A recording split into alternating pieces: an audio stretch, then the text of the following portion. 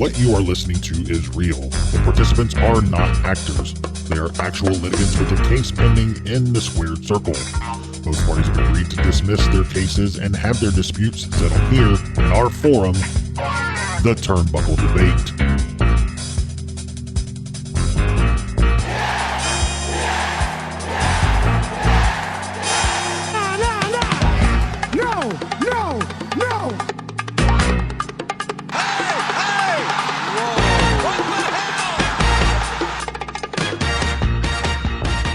Hey everyone, welcome back to the Turnbuckle Debate. My name is Sneed. I'm Chad.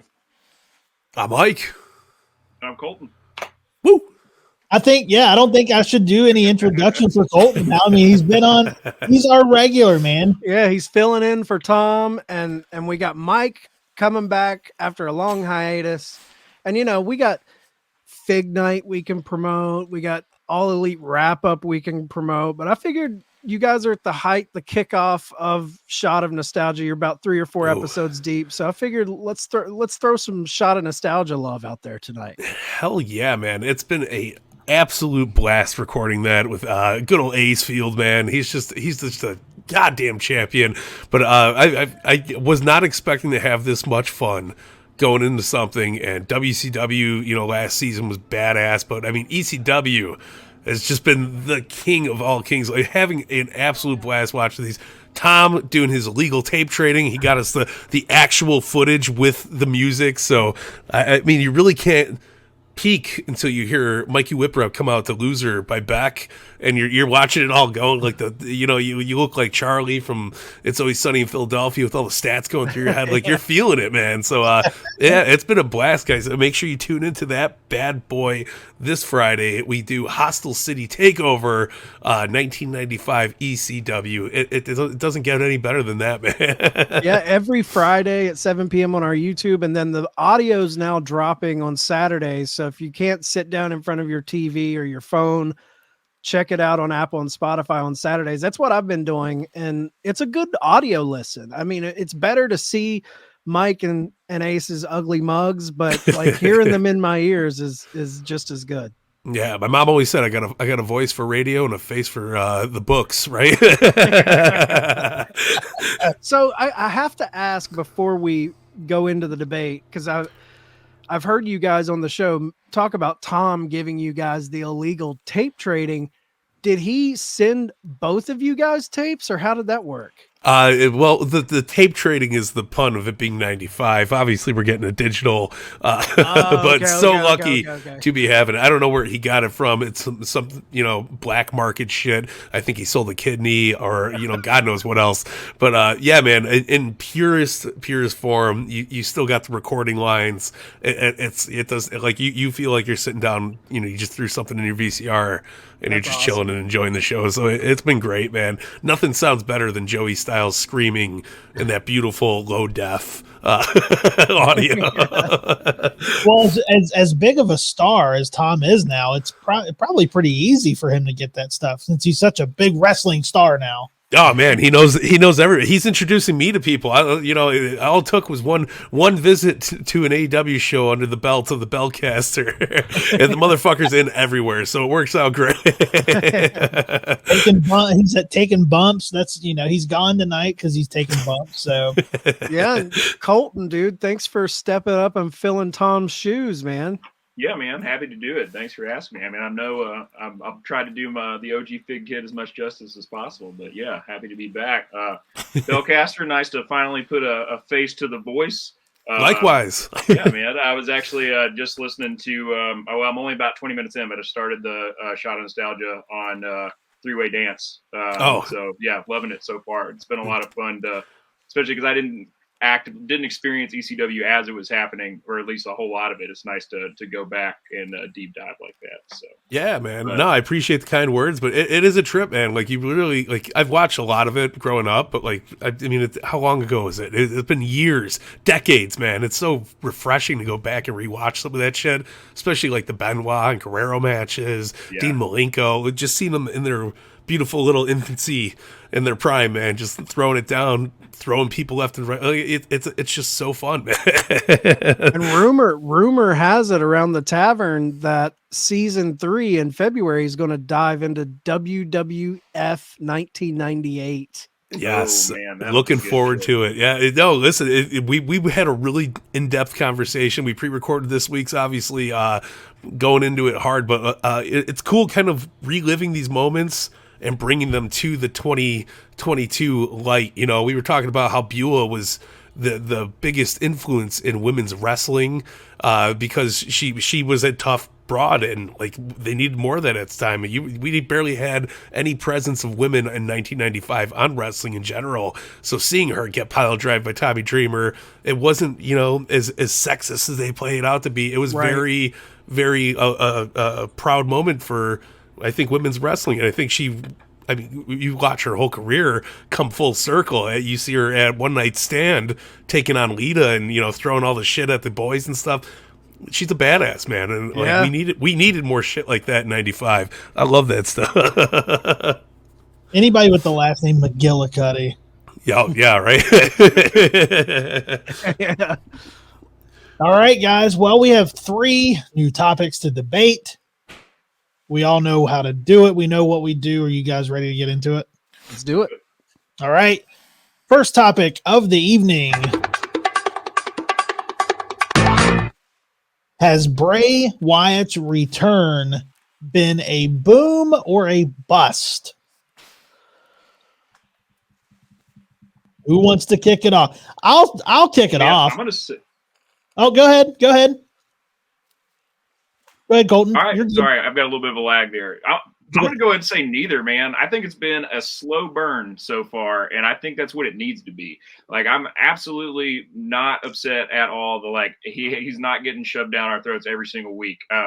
You know, I think that Bray's got you can always tell a long-term story with Bray, and there's no need to rush it. Like, I mean, if I got to pick one, I guess maybe a little bit of a bust for what I expected. But yeah, I'm going to go ahead and say neither, man. I think it's been a pretty slow burn. Is the Uncle Howdy shit like exactly what I wanted to see? You know, maybe not. I'm hoping there's a little more, and they're just feeding us bits and bits of it as they go. But yeah, I'm hoping that there's still hope that it's going to be a pretty big boom. I just think they're going to take their time getting there, which is fine.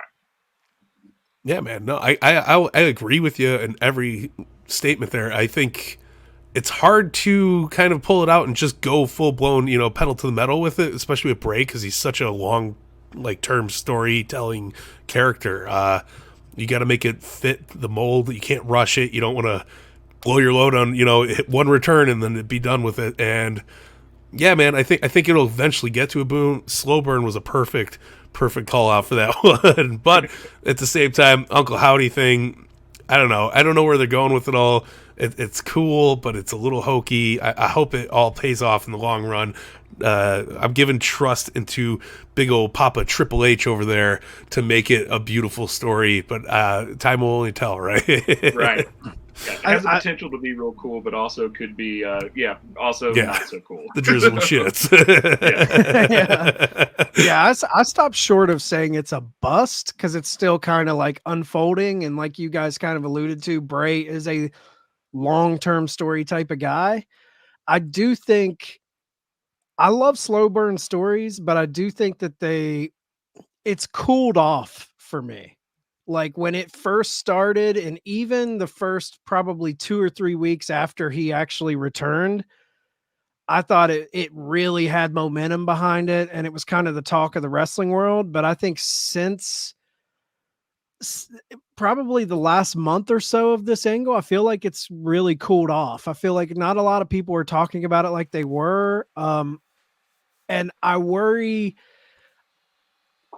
Bray is one of those guys where at the drop of a hat, it can go boom or bust very quickly. And a lot of issues I think he had in the past is sometimes his stories kind of get lost in the minutia of it, where it becomes too, you know, when he would give those long rambling promos, you know, at a certain point, you're just like, dude, get on with it. And I love Bray. I love Bray, but I do think sometimes he's a guy that they never land the finish. Like the journey to get there is always a fun ride, but then like they have a hard time like wrapping his shit up in the end. I think like he's a very hard guy to like wrap everything up in a nice bow. So as of this moment, I don't think it's a boom. I don't think it's a bust, but I do think it came in really hot and it's cooled off for me.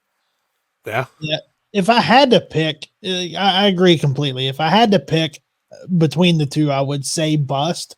It just because the segments that we've gotten with him have been very short and kind of anticlimactic. Like there's just not been a lot. There's not been that big moment. And how long's he been back now? Like how long's it been? We're coming up October, right? Yeah, it's close to 8 weeks now. It's going to be, like after end of like December, it'll be a full October, 2 months. Right before Halloween, right? And it just seems to me like I get the slow burn story. I love a good slow burn story, but in 2 months, you got to do something. Yeah. Like I feel like there has to be something to give me that oh shit moment with him that everybody had expected when he came back. You stoke the fire a little bit. Yeah. Thus far for me, it's just been it's been anticlimactic because it did start off hot, and I was really I'm not a big WWE fan. I don't watch a lot, but when he came back, I started watching because it was the hot thing. It was the big thing that was going on, and then it just it was the same thing. It felt repetitive over and over. It didn't feel like that WWE shit where it's like they hook you with that big opening moment or that big tease at the beginning. And then once the debut happens and it's just the week to week tuning in, it a lot of times those stories cool off. And I'm just like, I don't care either way. Like you said, Sneed, they're not doing a whole lot with it. And I'm fine with that if you give me 2 episodes of just a little bit, and then you give me that episode with a hook. Like you got to hook me every couple weeks to be like, fuck, the story's really, they're opening up something new in this story. And I don't feel like they're setting the hook anymore. They're really like, it's borderline too slow of a burn for me. Yeah. I mean, John Popper, man. Blues Travelers. He said it. The hook brings you back. No, it does feel like a little bit that they're in cruise control with it. I feel like a lot of wrestling nowadays needs to find that sweet spot between a long storytelling and hooking people because no company's doing it right. Like you could do the best program in the world, but when you get these slow, I'll call it the Nebraska roads where it's just flatlands and your fucking eyes are heavy and you're falling asleep, man. You're not feeling it anymore. I feel like we're hitting that a little bit with this, and I'm not the WWE advocate here. I'm not, watching weekly. I watch the clips online. I see shit, but I mean, getting a backstage segment where somebody's getting shit thrown on them by Uncle Howdy's not compelling me to go, oh shit, I gotta watch SmackDown next week because this is fucking gripping television, Yeah, 100%. I mean, I don't keep up with WWE constantly either. I get hot and then I get cold with it. Like I'll get to where I'll at least maybe watch SmackDown. I mean, yeah, the product's better, but I still can't bring myself to watch a fucking 3-hour Raw. I'm sorry. No. I just say it's too fucking long. Like. But I'll get in a habit where I watch SmackDown every week because it's easy. It's on Fox. I'm usually trying to chill on Fridays anyways after a long week. But, yeah, I haven't watched – honestly, man, I haven't watched anything from them in at least 3, maybe 4 weeks. And part of that is because, like, okay, yeah, like what I've seen for Bray's kind of been the same. And they're not even having him on TV every week. But, like, or if they are, it's like definitely – it's not Bray himself every week. Like – I'm hoping that as we're talking about this, like fucking, Papa Trips is just, yeah, exactly. Like in the next 2 weeks. But I mean, that's my hope. I mean, I think that WWE has a tendency, like you said, Chad, to like, they just kind of get stuck doing it. And they kind of, I mean, not only do they just kind of cruise, a lot of times they just recycle the same goddamn storyline every fucking week, the same fucking matches every week. Going in, and it's like, man, yeah, you guys have a pay-per-view monthly still. You can't just be doing that. You got to be trying a little harder. Otherwise, like, people are going to keep, turning the channel. And like, I know Raw's ratings are, they're beating it's not a competition between Dynamite and Raw. Raw's Right. always going to have more eyes just for the, the amount that just for their brand, their reach that they have, with cheer. But yeah, I mean, I think it's got the potential to be a big boom still, and I hope it is. I hope. What's the next big pay-per-view for WWE? Rumble. Rumble. Yeah, Rumble. Oh, okay. So if they don't do something, if they don't start building something big at Rumble, and they've got time because Rumble's in January. So I mean, we're just now we're in the first week of December still. So they got a little time, but they better start pumping the gas just a little bit if they're planning to not just let it fizzle out. Yeah, you gotta. I get the whole like make Bray an attraction where he's not there every week. I kind of get that, but at the same time, it's like, dude, he was gone for a year. Like, like he's back, full steam ahead. Give us something to sink into. And I'll be honest, the whole Uncle Howdy bullshit, I'm kind of actually like intrigued by that element of the story. Who is this guy? Is it Bo Dallas in a prosthetic mask? Like, what's going on here? That has me intrigued, but it's not hooking me like it should. Yeah. I just feel like with it being the hottest, like that was the biggest, hottest thing going was what Bray is doing. Then Bray comes back. I just feel like they haven't capitalized on it. Like, give us that full, pedal to the metal with it. Yeah. Maybe don't slow burn it at the beginning. Slow burn it later. Like, but they slow burned that fucking rabbit hole down the rabbit hole thing and had everyone watching. And I thought when he came back, shit, it's going to change the face of at least SmackDown, maybe not WWE in general, but I thought it was going to be like this completely new shakeup. And it's literally just fell into, no, it's just a segment. Bray's got his little segment and moving on, Well, man, and a lot of that might have to do with how much Bray wants to work. I mean, think about what he was saying, when he left. He was like, he left WWE, obviously, because part of it, there's a lot of reasons, but part of it is nobody wants to work a fucking house show schedule anymore. Right. And, like, he's also, he's wanting a pretty big paycheck, like, debatably, maybe the biggest single paycheck in the fucking business at this point, maybe next to, besides, like, a Brock Lesnar. Like, right. Yeah, I mean, that could be Bray. It could be WWE dealing with what they've got, like playing the hand that they're being dealt by Bray. Yeah. So, yeah, I mean, I didn't think about it like that. But, yeah, I think there's Chad, you were saying, they kind of have a pattern with Bray stories of, like, starting it off hot and then it just never really getting a bow put on it properly. I mean, just the most recent one, man, like The Fiend, like, what the fuck? When that ended with fucking Alexa Bliss coming out of some jack-in-the-box shit. And then nothing was ever said of it, and never addressed ever again. Like, well, that one didn't really land like we thought it was. Let's just sweep that under the rug. Like, they lit the fucking guy on fire, burnt him to a crisp, and it just went away like the winds of change, man. Yeah. But there's no coming back from that, man. Like I feel like the whole Bray thing just kind of sucked the air out of the room, and then like we don't have enough to fill the lungs back up, man. Like right. I feel like there's just a lot that could have been done. I feel like this could have been a very like important moment to show a change of the reign for WWE, and this could have been Triple H's like, yeah, I'm not fucking around moment. I felt they lost. They didn't drop the ball, but they definitely misplaced it for a few days, trying to figure out what the fuck was going on. And it could have been done better.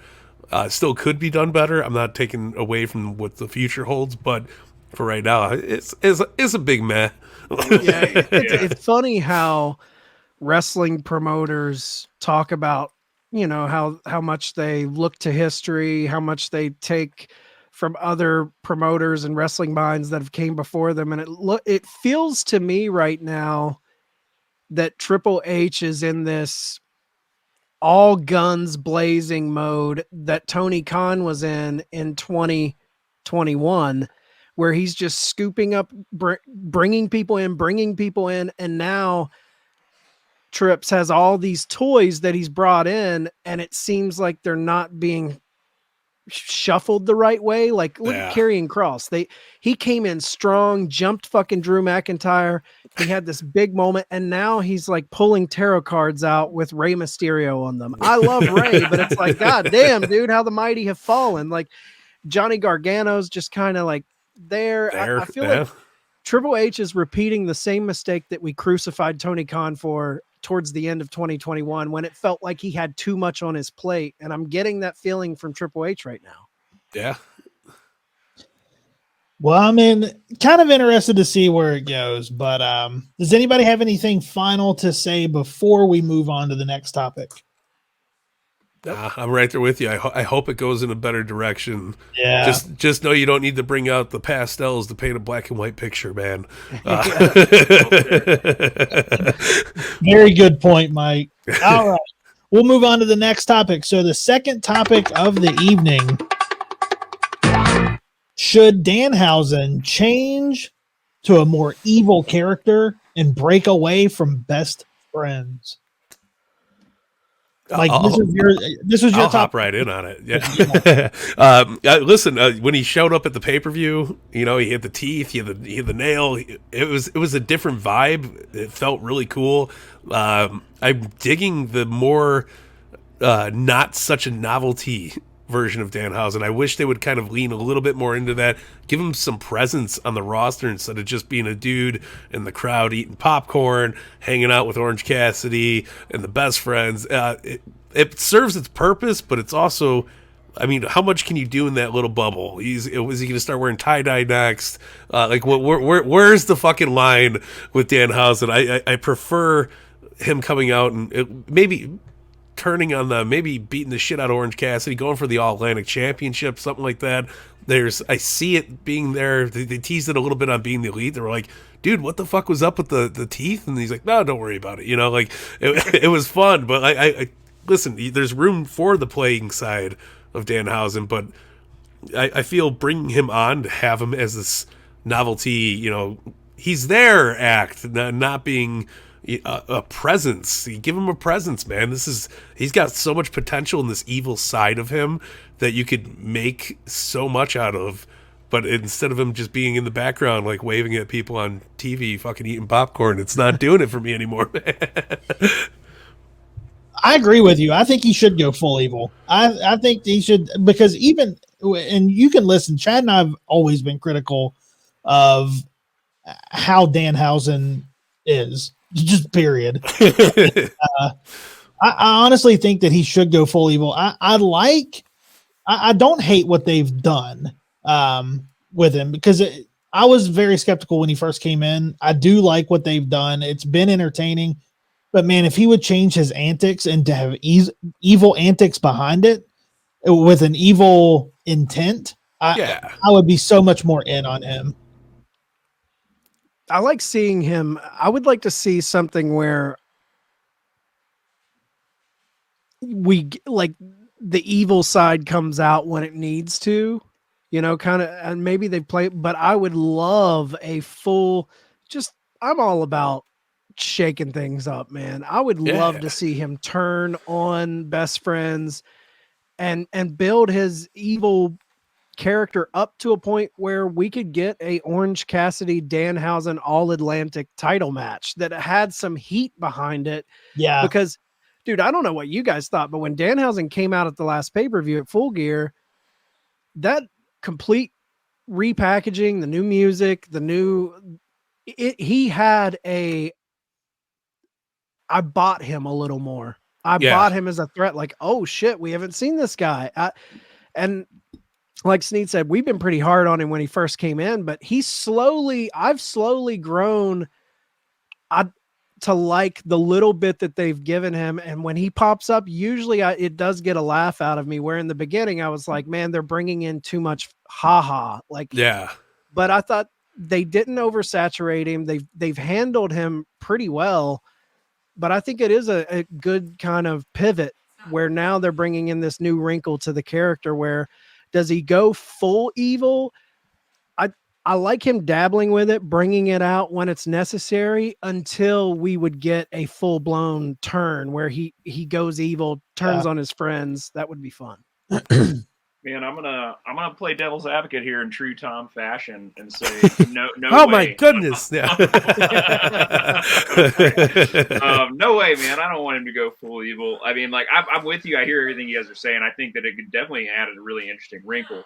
But it's like, I don't know, man. I've never been totally sold on Danhausen. I knew who he was before he showed up in AEW, but it didn't have a whole lot of experience with his indie work. So I've always kind of been like, man, what the fuck's this guy's deal? Like, I mean, do I think it'd be cool if you go full evil? Sure. But I don't know if it's going to be evil enough for me.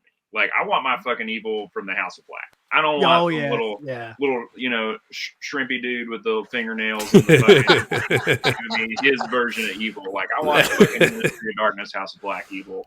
I don't want campy indie darling evil. You just keep doing what you're doing, pal. Doing your segments with Orange, hanging out. I love it. Whatever you want to do.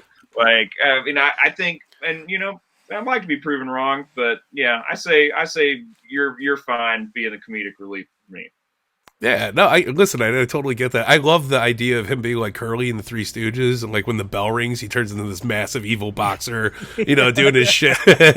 But I think so. Like a lot of the evil side we're seeing in AEW comes from what he was doing that was good on the independent scene.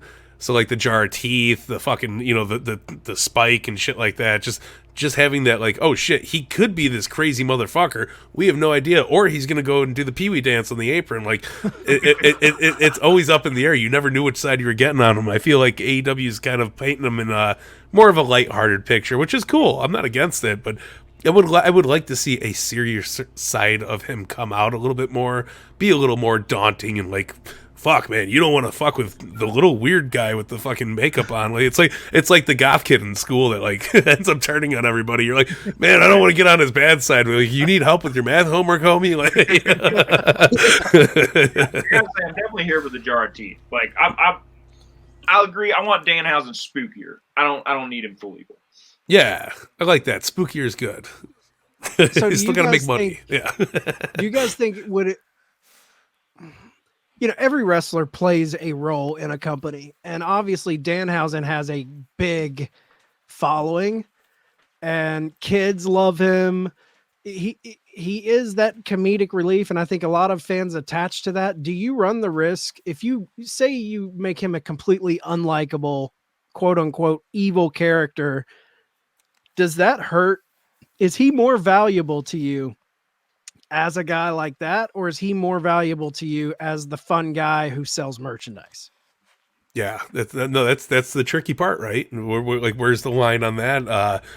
Do you turn the John Cena heel and lose that side of making money off of fans and stuff like that, and having a little bit of wholesomeness to him? I kind of like that he's got that Sven Gulli kind of vibe. Like, he does the commercials like, hey, AEW is coming to Indiana next week. Oh yes, we're gonna be there. It's gonna be very scary, but like I think you can find a happy medium to still have that happy side, selling tickets, selling merch, kids love them, but still have the crazy, like, oh yeah, he's fucked in the head, like right, like a Eugene, when Eugene used to just go ape shit and take somebody out.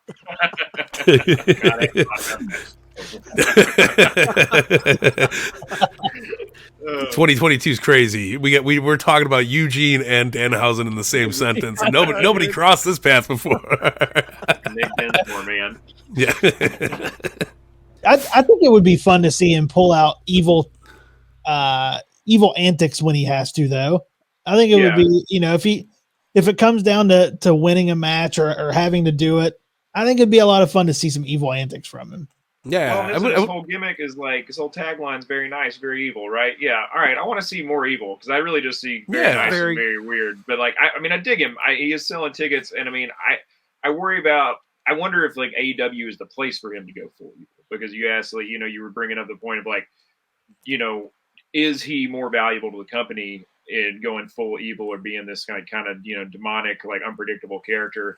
I mean, for what AEW has going right now, like, there's not a ton of comic relief. There's not a ton of in my opinion, a super marketable just to kids. I mean, if I was a kid, I would be all about fucking heel Luchasaurus, because I was all yeah. about heels and dinosaurs are tied.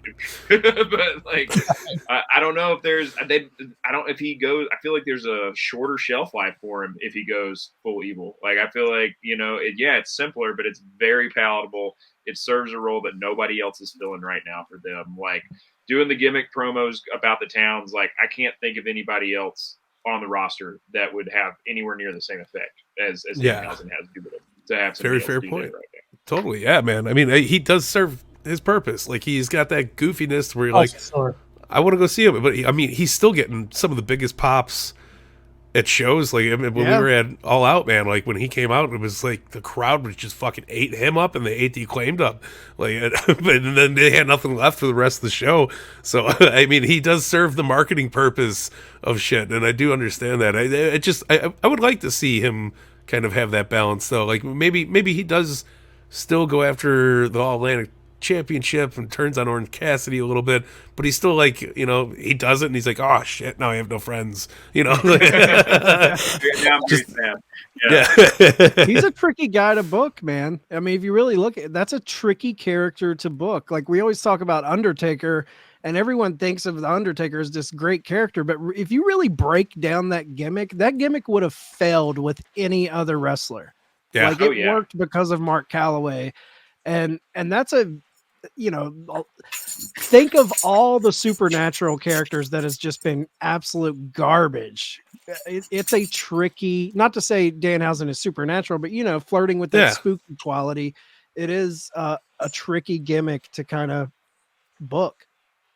100%. I mean, Bray's in the same boat. Yep. He is one of those guys that's very tricky to book, and he could pull out the quality that an Undertaker could, given the right tools. But it's I mean, everybody got to have the perfect storm, and that's the hardest thing about being a off human character. It really pigeonholes you, man. Like, I've got a buddy who's also a lifelong wrestling fan, and we say that all the time. Like, man, I want more supernatural storylines, like just a little bit of a taste of it. Like, that's what drew me to The Undertaker as a kid. Like, I mean, he was my absolute favorite. Like, I want to see a little bit more of the weird. I mean, at the end of the day, it is theater. Like, give me, it doesn't have to all be, as actual sport-like and real as you want to make it. Like, give me a little bit more of that supernatural feel. But it's tough, man. Like you said, Mike, it pigeonholes you. Like, it doesn't fit everywhere. Some promotions, I feel like, don't have any room for it. Like, 100%. I mean, I couldn't see. I mean, I don't know. I think there's Impact, I feel like, would do pretty well with it right now. They don't really have anybody doing anything like that. I mean, maybe Danhausen starts popping up in other promotions doing Full Evil. I mean, and still doing his thing in AEW. Man. Yeah, me and Sneed, I completely agree, because me and Sneed talk all the time about the House of Black. It's like, man, I get it, Tony. You don't like to really dive deep into sports entertainment, but if there's any gimmick on your roster that you need, you're giving me blue balls booking right now, because with House of Black, I'm like, just you're almost there. Just give me more. You have to, like, go deep into what they're capable of being. Like, you have your version of Undertaker, your version of Ministry of Darkness, and I feel like it's just them showing up, lights come on, they wreck some dudes. It's like, give me some meatier, like, cult storytelling in there. I want the occult on it, man. Yeah. Like, it's just don't serve it to me dry. Like, put some sauce on it. Everybody's got the same chicken. It's how you dress it up, man. Right. That might be a T-shirt, man. Put some sauce on it. All right, guys. Anybody have any final thoughts on Danhausen before we move on? Good. All right, we'll move on to the final topic of the evening. Does William Regal bring more value to AEW or WWE? Now, it's come out since we've posed this. Apparently, Tony Khan's come out and said that he asked for his release and for him not to renew his contract, and they didn't. Yeah, I think the details behind it is when Regal called Tony was outside of the Mayo Clinic in Jacksonville, where his mother had had a pretty serious surgery. I think his mother had recently suffered 2 strokes. And when Regal called him, Regal was like, I want to go back to WWE and help train my son. I want to work for them. My son works for them. I want to be close to my family. You being in the situation you're in right now, I'm sure you can like relate to me wanting to be closer to my family. So Regal leaving, man, this, not going to lie, man, this one hurts me because I'm a big Regal guy. And obviously we cover AEW week to week. I love seeing Regal on my weekly wrestling. Yeah. I'm glad he's happy. I respect the fuck out of the loyalty and friendship that him and Triple H have. I think that's, Triple H helped him in some pretty dark times and he pulled his life together, got out. But I love Regal so much. I do think he brings more value to AEW though. Just from a behind the scenes aspect, these are the type of guys that AEW need in their locker room. Selfishly, I enjoy watching Regal on my TV. And the thing that bums me out about him going to WWE, chances are he's not going to have much of an on-screen role. No. When he worked there, it was mainly behind the scenes. Every now and then he would play the commissioner role in NXT, but for the most part, he was a behind the camera guy. So that bums me out. I'm not going to see him. I think he's got the best facial expressions in pro wrestling. He pops me. But I do think like WWE will benefit from Regal. Any company that has Regal will benefit from his mind. But WWE is such a big company, well-oiled, tons of great minds in the back. They don't miss him as much as an AEW misses the knowledge he has. A young company needs him more than an established, just global titan of a company, 100%. I don't know, man. I think he brings more value to WWE personally. And I mean, I'm right there with you, Chad. I love seeing him on TV. I loved Regal growing up. I was at the Tuesday Dynamite they did in Cincy a few weeks back when MJF first addressed like the email situation. I mean, that was awesome. I'll never forget that. Like, let alone the Hangman shit that happened. I'll never forget that show. Like, it would, especially just for that. It was one of the best live promos to ever be present for. Seeing him seeing those beautifully shiny brass knucks slide out of his fucking hand onto the mat in full gear was just so much nostalgia for me, like rushing back. But I don't know, man. I think that he's going to bring more value to WWE because, I mean, look at what he did while he was there. That's what he knows. Triple H absolutely needs him. I mean, you said yourself when we were first talking about the Bray thing, like Triple H is making the same mistakes that Tony is making, or that we were, nailing him to the wall for a year and a half, 2 years ago. Well, think about it. Triple H, I mean, NXT was fucking killer. Black and Gold when it was run by Triple H, Shawn, and William Regal. Now Triple H has a lot more on his plate. He's got Raw to worry about, SmackDown to worry about. He's got to coordinate storylines for house shows. I mean, I'm sure it's not him directly, but he's got a hand in all that, which I'm sure he didn't have as much of a hand in prior. So, I mean, I think NXT definitely needs Regal. Like, I haven't watched it. I mean, I totally gave up on it when the 2.0 shit happened. I've watched a little bit. It's so fucking bad. Like I can't do it.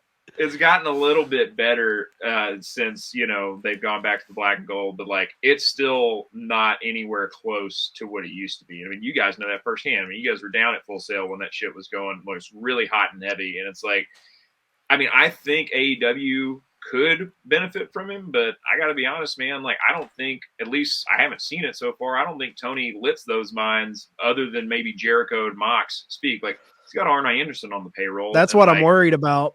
Like I'm worried, but like I don't think he's litten. I mean, I don't see too much Arn Anderson influence, and I don't know how much actual backstage influence he's letting Regal have. I mean, he's spending so much time on TV. Is Tony really listening to him and keeping him that close? I mean, I think Tony's definitely in need, especially of like an older wrestling mind. Because yes, Jericho and Mox are fucking killer wrestling minds, but they're still kind of on the front lines. Both of them are in their own respective way, and it's like. It's a real unique perspective from somebody who's seen it, even though Jericho's close to a 30-year veteran at this point. I mean, Regal's got another 20 years on him, you know, or maybe not 20, but he's got a dozen years on him, easily. Yeah. Like, I think that AEW could, like, a young company needs that, but I don't know if Tony's letting any of these old timers give him that shit, because I'm not seeing it from Arn. I mean, Arn Anderson was one of the best. I'm not a John Cena fan, but Arn Anderson's one of the best producers and agents, whatever you want to call them,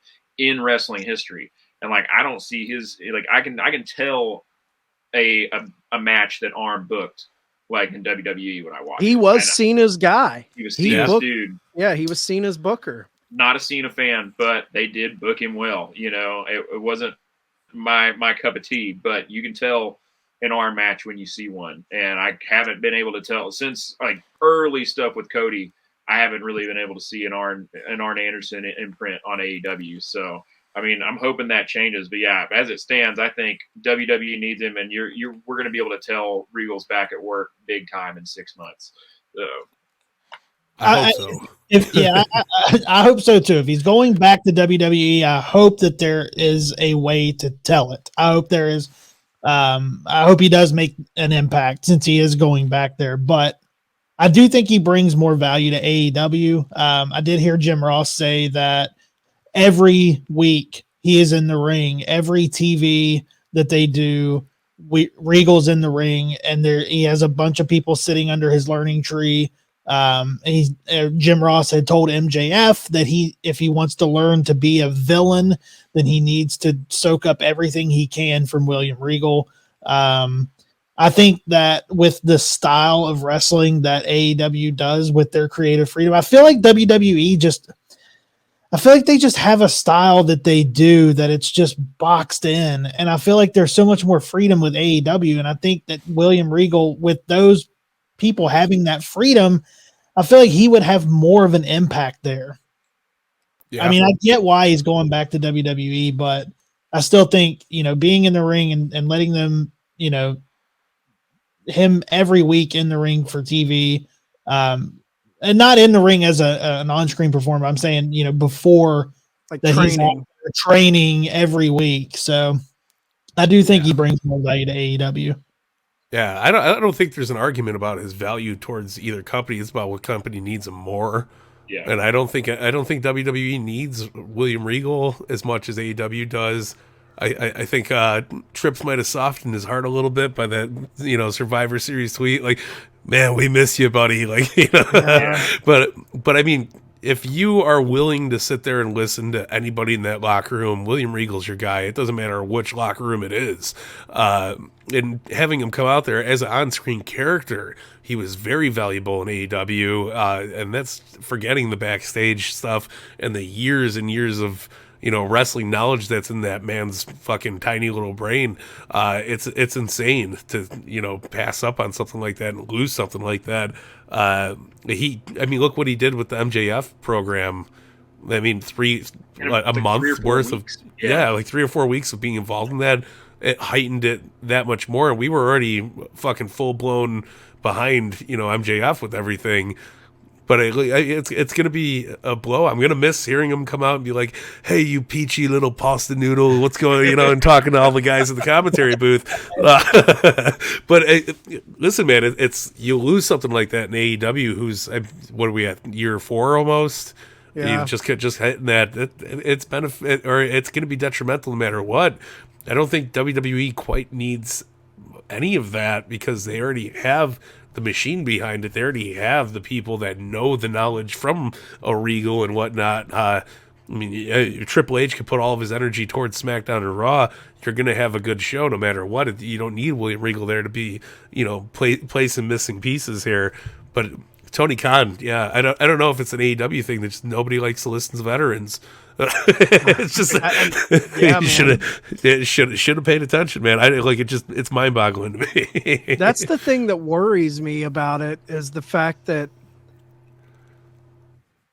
like Sneed said, WWE has this boxed in style. Like, I feel like there's a way it's done. It's paint by numbers, like their in-ring product, the way they tell their stories, and there's not as much wiggle room especially in the ring.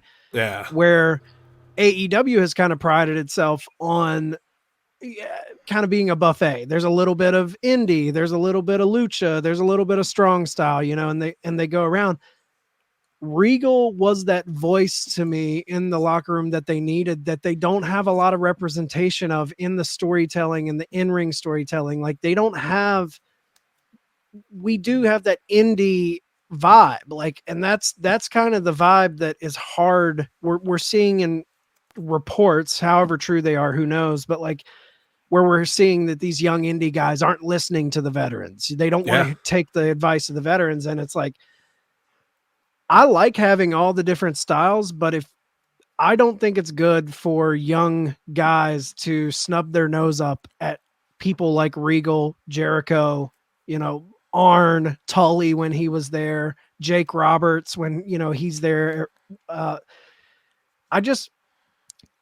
That mentality worries me for this company. And I think this company is going to be successful. There's ebbs and flows in wrestling. I love their week-to-week storytelling. I mean, but it's those little signs that worry me. Like, you can't have a generation of young talent that thinks they know better.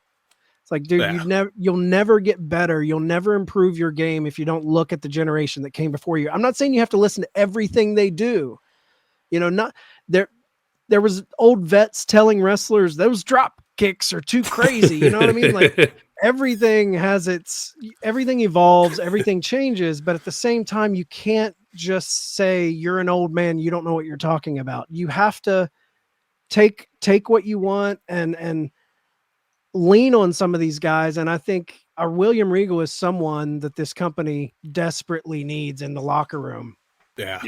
I mean, I don't want to flip my vote necessarily, but yeah, I think I am, because like potentially, I think he has the potential to offer AEW much more value. I mean, he's already given everything he's going to give to WWE when he goes back. He's already given them.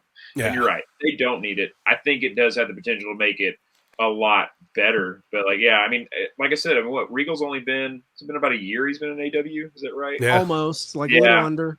I think, maybe, even less. So like, he has a lot more potential to offer value there. I'm not happy to see him go by any means. Like, I think that even though the way they wrapped it up was, it couldn't have been any better. That was the best episode of Dynamite, maybe in the modern day, man. Like, I really wanted to see Regal run around with MJF for a lot longer. But I mean, goddamn, they did tie it up really well. But I think he had a lot more to offer on screen and off screen. And it just feels good. There's something that feels good about knowing you have Regal, Bryan Danielson, Jericho talking to these young guys. Like, to know that those guys are, even if people aren't listening, the fact that they're there trying to instill some wisdom made me feel confident. And when you lose people like this, little crack in the foundation where you're like, oh man, those are the people we need, Yeah. No, listen, and the other thing that's underlooked is, like, a Wheeler Yuta learns from somebody like a William Regal on screen while they're in the ring together, while they're out there together. That's irreplaceable time. You can't change that. And you take away, like, Dean Malenko can't go out there and do this with the young guys. Jerry Lynn could barely go out there and do it with these young guys. You're losing some importance of, let's go out there and let me show you how to get that moment across. And I think that's something that's going to be missing tremendously. Arn couldn't do it. Arn could go out there and barely, pick up his feet, let alone do his spot. Yeah, let alone do his spine buster. But William Regal still had that, like, that leverage of being the guy that could take a punch in the back of the head, cough up blood, make it look good, make it look believable as fuck. And MJF could learn a lesson while being the guy that's punching him in the back of the head and be like, damn, he sold the shit out of, or whatever the case is, And I don't think WWE needs that kind of shit, because they they are very in tune boxed programming, and this is a little more free range. You could learn a lot watching Picasso paint a picture, as opposed to just sitting there going, man, that looks fucking like dog shit art. Right. I'm not saying that it's because of that, but Wheeler Yuta has been so much better as of late after they put him with Regal. Yeah. Yeah, he's a prime. I was just about to say, man, Yuta is the prime example of Regal's impact. Like that guy. I mean, a year ago, he'd never pick up a mic, and even if he did, you'd be cringing to hear what would come out. But like honestly, the last time I heard him on a promo was I thought I put him in top 5 promos in AEW right now. He's so much more comfortable. He's found his character. He's found I mean it's a shame. It's a real shame to see him go. Like I always figured, especially after Vince left, that Regal would go back eventually. I did not think it was going to be this soon. I didn't either. Who's his kid? I didn't know his son was wrestling. I forget his name, but I know he was in NXT UK for a while. Okay. And the kid is fucking I good. wouldn't imagine that apple's falling far from the fucking tree. Like, yeah, he's going to be incredible. And to your point, Mike, about him being in the ring, just real quick, like our buddy who's been on the Debate Before Jonah, his Rewind, Recap, Relive show, he just had Matt Sydal on. And a piece of advice Matt Sydal said was, wrestling schools are great. He was like, but you will never learn like you learn in the ring with a veteran. Like just watching what they do, how they handle a promo, how they handle the crowd. Like that is where you really learn as a wrestler. It's not in the training room. It's in the ropes, out in front of a crowd with a veteran leading the way and you watching them. And I think Regal gave that. And he's not doing 5-star matches. He's literally just in there showing you how your face is your moneymaker, how the subtle choices he makes, the subtle reactions he gives. I just, you can't put a price on shit like that. No, 100%. I always go back to the CM Punk quote where he was talking about wrestling Eddie Guerrero in Ring of Honor. And he was like, I thought I was the best fucking wrestler in the world. And then I got in the ring with Eddie Guerrero and I knew I was nowhere near fucking as good as that. Like, and it's true though, man. Like you really have to lean on these guys who have, like, I bet you $1 million Kevin Owens learned way more in his match at WrestleMania with Austin than he's probably learned in most of his time in WWE. Oh yeah. And like, it's little things like that. You really connect when you go out there. John Cena and The Rock, when, John Cena came out there and I'm sure he learned fucking miles from working with The Rock. And it's you don't get that quality, it's like a big band taking you on tour for the first time. Yep. You can't be the Metallicas and Panteras without, learning that ropes, it's crazy. Absolutely, man. Well, does anybody have any final thoughts before we wrap it up for the evening? I'm going to miss Regal, man. He's a top 10er for me. Gone a little too soon. Yeah. He's a top 10er for me. I was really hoping for a longer run. I was hoping he was going to get into that Tony Khan inner circle. Yeah. But, he's Triple H's dude. Got to respect the loyalty there. So, definitely hate to see him go, man. Yeah. No. Happy for him to be able to go back and work with his son, be close with his family. But yeah, just a shame it didn't last longer. But I think it's pretty telling, man, that, I mean, you see all these. I think that this is not the last guy we see go back to work for Triple H. Yep. By any means. Definitely. It's going to keep coming. I wouldn't be shocked if FTR find their way back.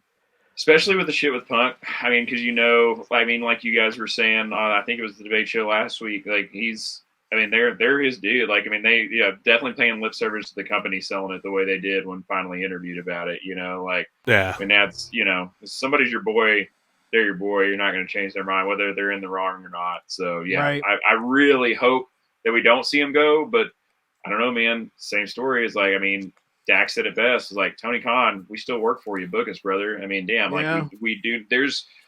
I'm all for put your best guys on fucking TV every week, especially as a new company that is still getting their footing. Like, push those guys to the moon. I want to see them every single week, even if it's just for them to come out and cut a promo. They don't have to be in the ring every single week. They don't have to suit up. We got to see them. Got to see them. And yeah, if you're not going to get used, I guarantee, like you said, the paint by numbers, Triple H will have no problem putting FTR in the same fucking match for 4 weeks at a time on TV, and it's gonna draw numbers. Like, All right, man. Well, It's been nice having Mike back on here. Colton, it's always nice to have you on. Man. Colton, tell everybody where they can find you, man. You guys can find me at mullet.mania on Instagram. Yeah, that's pretty much the only place you can find me. Also on the voicemail of the flagship. Because I'm getting pretty comfortable in there as well. So, but yeah, thank you guys for having me on. It's always a blast.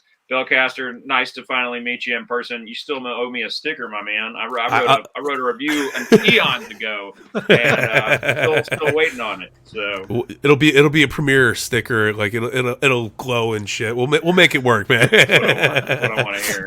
But yeah, version. Yeah. All right, guys, that's going to wrap us up for this edition of the Turnbuckle Debate. Make sure you guys are following the turnbuckletavern.com for all of your tavern needs. Normally, this spot's reserved for Tom, but, man, he's such a big star anymore. Mike, I'm going to give you this spot. Get your shit in.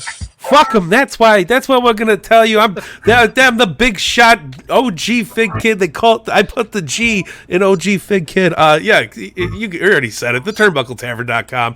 Follow, like, subscribe, share that shit to the moon. We appreciate you guys. All right, man. It's been fun. Court is